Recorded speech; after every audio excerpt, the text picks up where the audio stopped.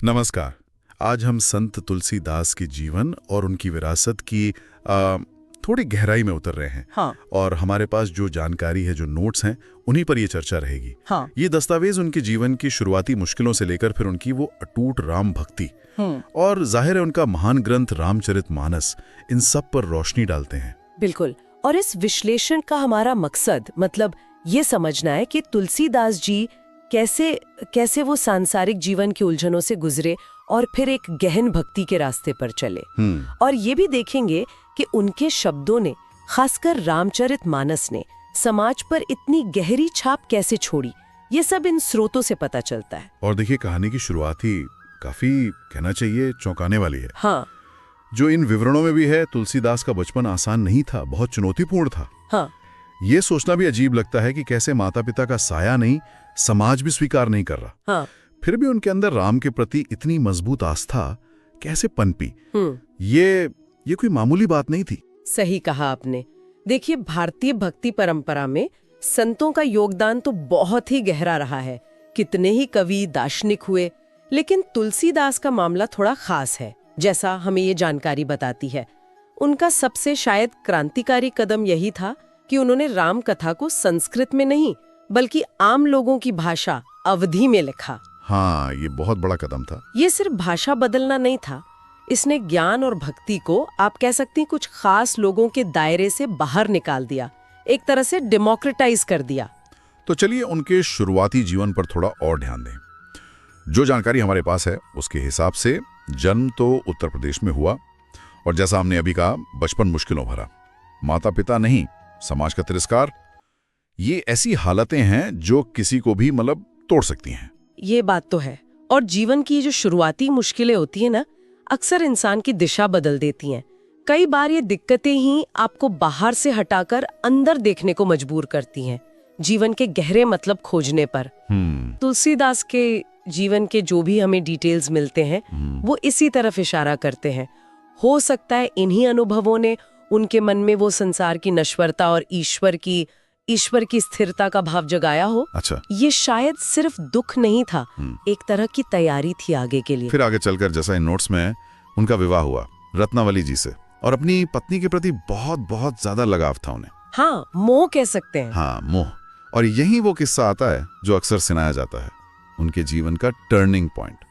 पत्नी की वो एक फटकार, कहते हैं, बड़ी मार्मिक थी। जितना प्रेम इस हाड़ मांस के शरीर से करते हो, उसका आधा भी अगर राम से करते तो भव सागर से पार हो जाते। ये शब्द सीधे दिल पर लगे उनके, ऐसा वर्णन मिलता है। हाँ, और ये घटना, जैसा ये दस्तावेज बताते हैं, सिर्फ एक पत्नी का उलाना भर नहीं थी, वो एक तरह की आध्यात्मिक चिंगारी थी, आप कह सकती हैं। सही।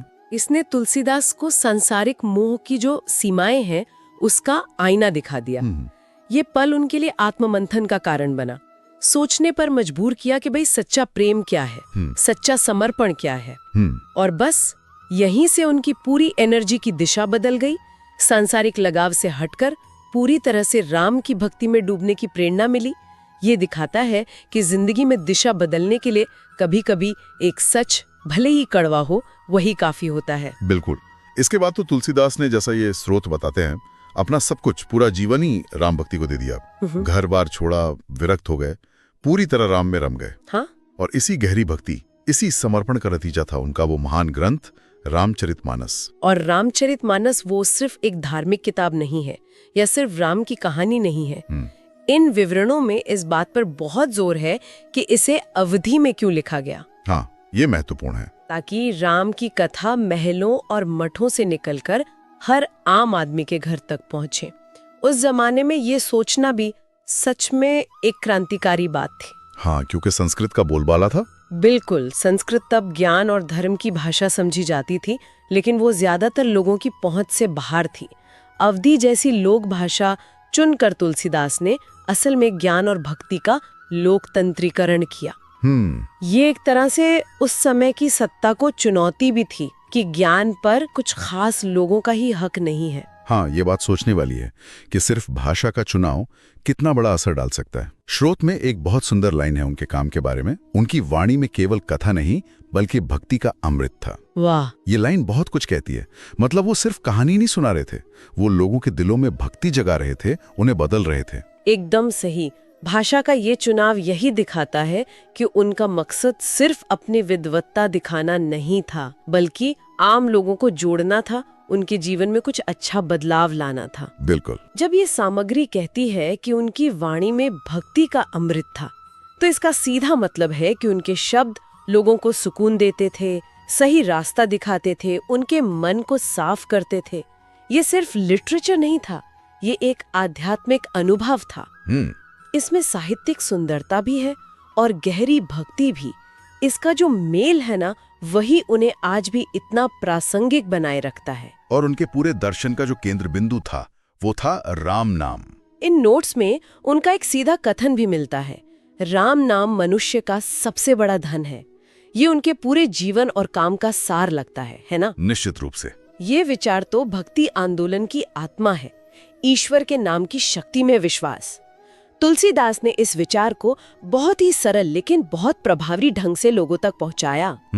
उनके लिए राम सिर्फ एक ऐतिहासिक या पौराणिक पात्र नहीं थे, वो एक जीवित शक्ति थे, एक सहारा थे जो जीवन की हर मुश्किल, हर दुख से उबार सकते हैं। अच्छा। उन्होंने बताया कि ईश्वर तक पहुंचने का ये सबसे सीधा, सबसे आसान रास्ता है और ये सबके लिए खुला है।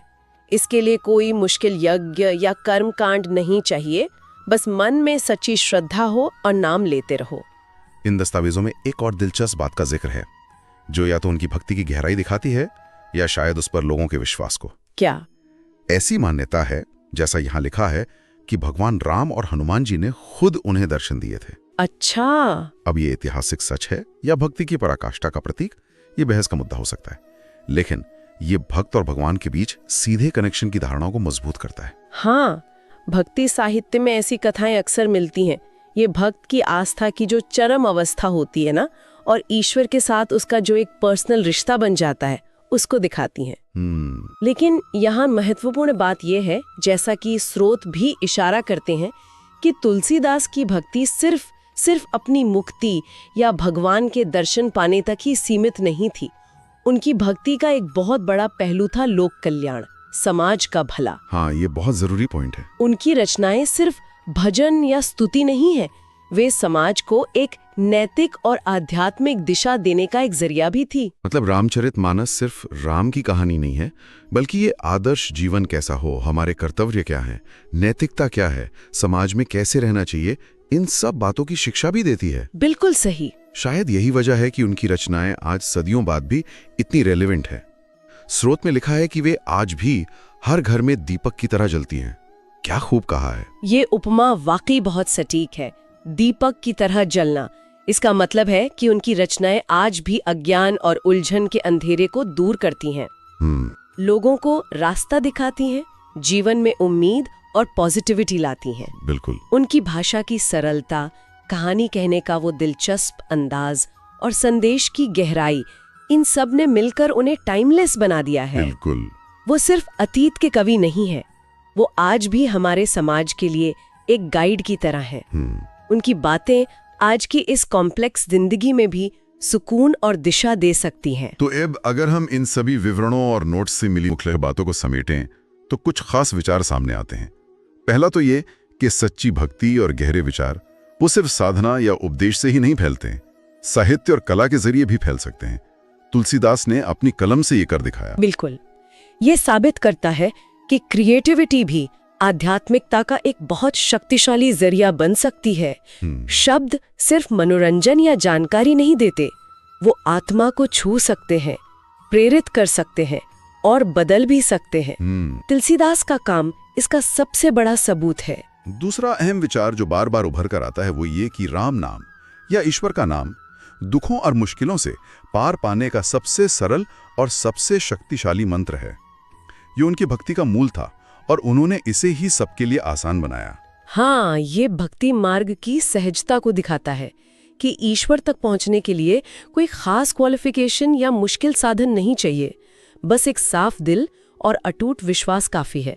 ये सोच करोड़ों लोगों के लिए आज भी एक बहुत बड़ा सहारा है। और तीसरा, एक बहुत ही गहरा और प्रेरक विचार कि जब कोई भक्त या रचनाकार अपने शब्दों को, अपनी कला को पूरी तरह से ईश्वर या किसी ऊंचे आदर्श को समर्पित कर देता है, तो वो शब्द और वो कला अमर हो जाते हैं। ये विचार तुलसीदास की साहित्यिक प्रतिभा और उनकी गहरी आस्था का जो संगम है ना, उसको बहुत खूबसूरती से समझाता है। जैसा हमें इन स्रोतों से पता चलता है, जब रचना का उद्देश्य सिर्फ नाम कमाना या मनोरंजन करना नहीं होता, बल्कि किसी ऊंचे लक्ष्य के प्रति पूरा समर्पण होता है, तो उस रचना में एक अलग ही शक्ति आ जाती है, एक अलग ही स्थायित्व।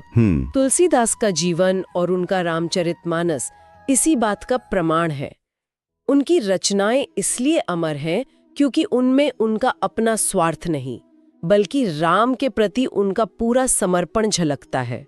तो ये थी संत तुलसीदास के जीवन और उनके काम की एक झलक, जो हमें उपलब्ध जानकारी और विवरणों के आधार पर मिली। हमने देखा कि कैसे मुश्किलों से भरे बचपन से निकलकर वो भक्ति और साहित्य के शिखर तक पहुंचे, कैसे उन्होंने रामचरितमानस जैसा महाकाव्य रचा और किस तरह उनके शब्दों और उनकी भक्ति ने पीढ़ी दर पीढ़ी समाज पर एक अमिट छाप छोड़ी है। हाँ, और ये पूरी चर्चा हमें एक दिलचस्प सवाल पर लाकर छोड़ती है। स्रोत इस बात पर जोर देते हैं कि जब भक्त अपने शब्द ईश्वर को समर्पित कर देता है तो वो अमर हो जाते हैं। आज के दौर में जहां पर्सनल सक्सेस, पहचान, ब्रांडिंग पर इतना जोर है, क्या अपनी क्रिएटिविटी, अपने काम या अपने जीवन को ही पूरी तरह से किसी एक उच्च उद्देश्य या आदर्श के प्रति समर्पित कर देने का विचार उतना ही मायने रखता है? सोचने वाली बात है। क्या तुलसीदास की तरह किसी एक नाम, एक विचार या एक मिशन के प्रति ऐसा पूरा समर्पण आज भी संभव है? और अगर है तो क्या वो उतना ही सार्थक हो सकता है जैसा उन्होंने राम नाम के प्रति करके दिखाया?